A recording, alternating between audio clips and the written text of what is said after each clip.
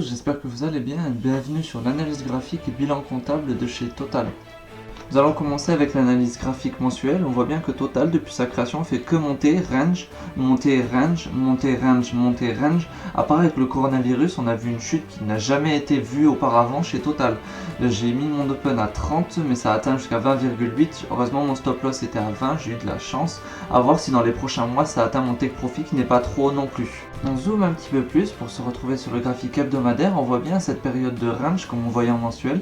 La chute du coronavirus qui a fait chuter rapidement, mais après une hausse quand même qui a été très rapide, qui a contré presque la moitié de la chute précédente, et une consolidation avec une petite chute. Je pense que ça devrait repartir à la hausse dans les prochaines semaines. On zoome encore un petit peu plus en passant au graphique journalier, et on voit bien au final que cette chute n'est pas finie. Pour moi, il y a encore quelques jours de baisse avant que ça reparte à la hausse.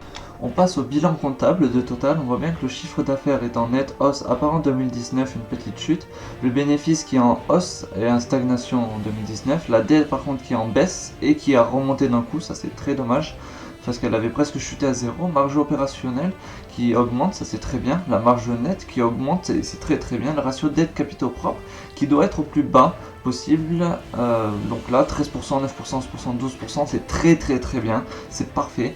La solvabilité globale qui doit être minimum de 20%, donc là elle est assez haute, elle augmente en plus, puis elle redescend, bon ça c'est dommage.